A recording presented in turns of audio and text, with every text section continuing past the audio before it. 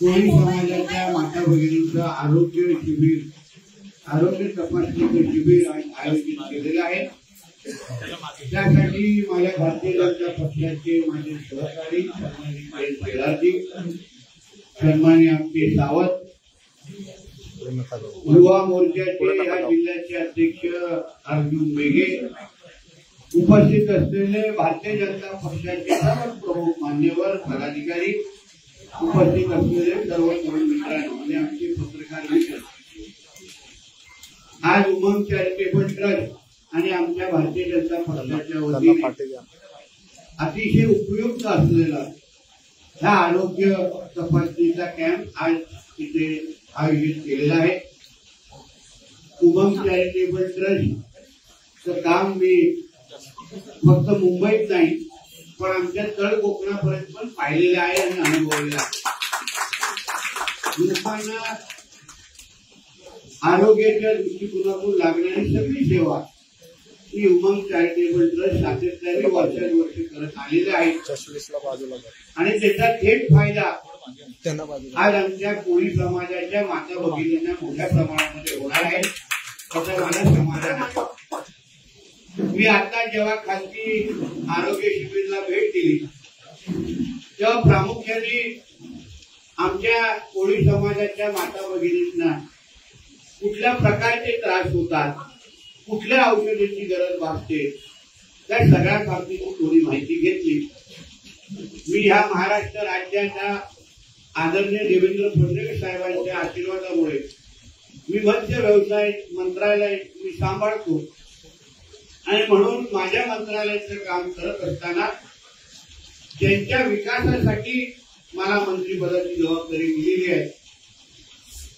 त्यांच्या आरोग्याची पण काळजी घेणं ही माझी दैनिक जबाबदारी असल्यामुळे मी उमंग चॅरिटेबल ट्रस्टच्या ज्या प्रतिनिधी आहेत त्यांच्याकडून प्रामुख्याने त्यांना लागणारे औषधं आणि त्यांना होणारा त्रास प्रामुख्याने मी समजून घेतो। या अशा पद्धतीच्या लोकहित कार्यक्रमाची आमच्या मच्छीमार समाजाच्या गटाला अतिशय उपयुक्त आणि गरज असते। कारण का मच्छीमार समाज हा तसा कष्टकरी समाज आहे।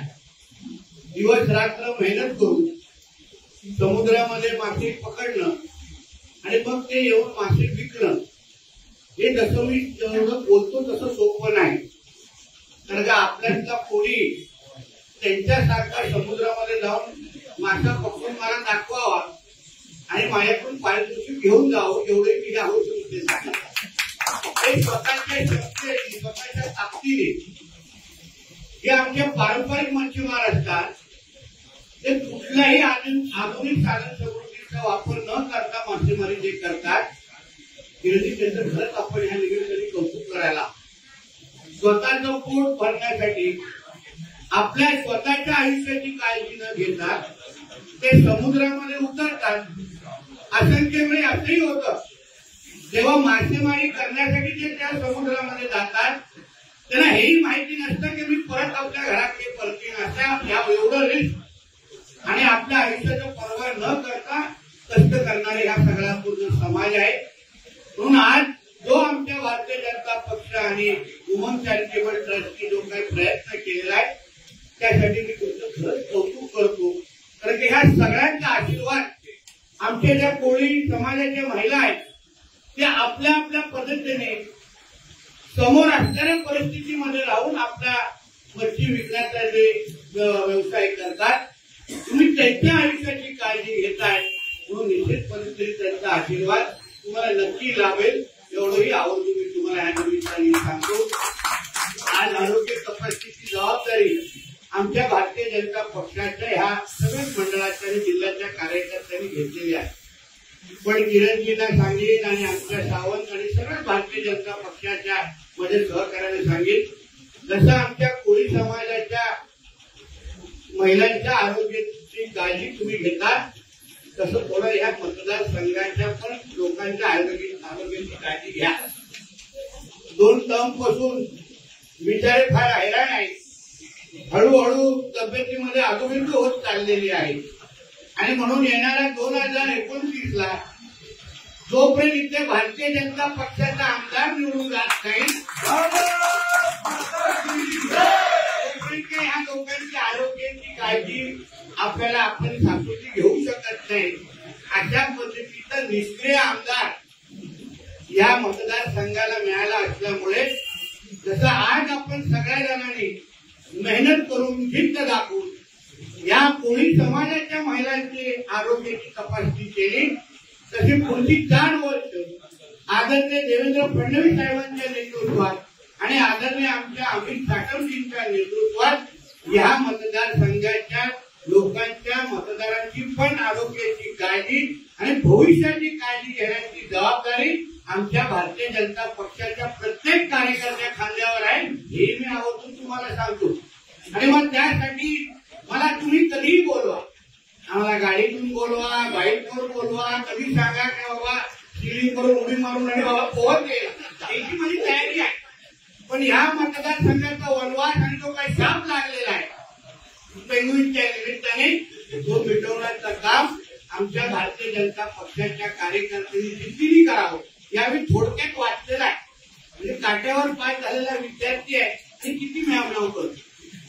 आम्ही इथे 60च्या नगरांनी निवडून आलेले 3-3 वेळा टर्मचे आमदार आहोत आणि हा 6,000ला निवडून येतो आणि एवढा म्याव करतो, एवढा आमच्या देवेंद्रजींच्या विरोधात बोलतो. आता ह्याची लायकी दाखवण्याचं काम पहिलं मुंबई महापालिकेच्या निमित्ताने करा आणि मग 29ला कायमस्वरूपी मातोश्रीवर कायमस्वरूपी बसवा जेणेकरून हा वनवास आपला इथे संपला पाहिजे. अहो विकास काय म्हणतो तेव्हा त्याचे स्वतःचे वडील 2.5 वर्ष मुख्यमंत्री होते, स्वतः कॅबिनेट मंत्री होता, तरी पण आपल्या वडिलांची परिस्थिती बदलू शकला नाही. म्हणून लवकरच या पद्धतीने आज आमच्या भारतीय जनता पक्षाच्या माध्यमातून आमचे किरण शेलार असतील आणि आमचे अन्य माझे महत्वाचे सहकार्यांना त्या काही जबाबदाऱ्या देण्याचा निर्णय आमच्या देवेंद्रजींनी आणि आमच्या अमित साटमजींनी केलेला आहे. मला विश्वास आहे की ह्या मतदारसंघाचा कायापालट किंवा विकासाचा जो मार्ग आहे तो 2029च्या निमित्ताने नक्कीच सुरू होईल एवढं मी आवर्जून तुम्हाला या निमित्ताने सांगतो. आणि त्याची झलक आणि त्याचा ट्रेलर तुम्हाला ह्या मुंबई महापालिकेच्या निमित्ताने या मतदारसंघाच्या प्रत्येक वॉर्डवर भारतीय जनता पक्षाचाच नगरसेवक करून गेला पाहिजे. त्यासाठी कामाला लागा. माझं मंत्रालय जिथे जिथे तुम्हाला कामाला येईल. आता मी मत्स्य व्यवसाय मंत्री आहे. तुम्हाला आमच्या कोळी बांधवांसाठी ह्याच आमच्या सरकारने मत्स्याला कृषीचा दर्जा देण्याचा ऐतिहासिक निर्णय घेतलेला आहे. आपण जसं केंद्रामध्ये प्रधानमंत्री मत्स्य संपदा योजना आहे तसंच आदरणीय देवेंद्र फडणवीस साहेबांच्या मार्गदर्शनाखाली राज्यामध्ये पण आपण मुख्यमंत्री मत्स्य संपदा योजना येणाऱ्या जानेवारी 2026ला सुरू करतोय. जेणेकरून प्रत्येक मच्छीमार बांधवांना या पद्धतीने केंद्र सरकारच्या माध्यमातून लाभ भेटतोय तसंच राज्य सरकारच्या पण माध्यमातून विविध पद्धतीने लाभ मिळण्याची सुरुवात आपण लवकरच करतो. म्हणून तुम्ही निश्चित करा. आम्ही मंत्री असतो तरी पण तुमचे सहकारी म्हणून आज आम्ही इथे आलेलो आहे आणि तुम्हाला जिथेही आमच्या माझी कुठेही गरज वाटेल, कुठेही ताकद द्यायची असेल तर तुम्ही नक्की मला बोलवा. कोणाचाही त्रास सहन करू नका. सरकार आपलं आहे. पोलिसांची पूर्ण मदत आपल्याला मिळेल. कोणीही जास्त म्याव करायला लागला लगेच आम्हाला फोन करा. आम्हाला आवाज बंद करण्याची सगळी औषधं माझ्याकडे आहेत. काय म्याव आवाज कुठूनही निघणार नाही ना, तोंडातून निघणार ना बाकीतून निघणार. त्याची चिंता करू नका. फक्त आठवण करा की जिथे पण भारतीय जनता पक्षाचा कार्यकर्ता हा ह्या मतदारसंघामध्ये हिमतीने आणि ताकदीने फिरला पाहिजे आणि प्रत्येक मतदाराला हा विश्वास तुम्ही दिला पाहिजे की तुमचा विकास करायचा असेल तर भारतीय जनता पक्षाच्या शिवाय पर्याय नाही. हा विश्वास निर्माण करण्याचं काम जसं ह्या कार्यक्रमाच्या माध्यमातून तुम्ही करताल तसं भविष्यामध्ये पण तुम्ही कराल अशी अपेक्षा या निमित्ताने व्यक्त करतो.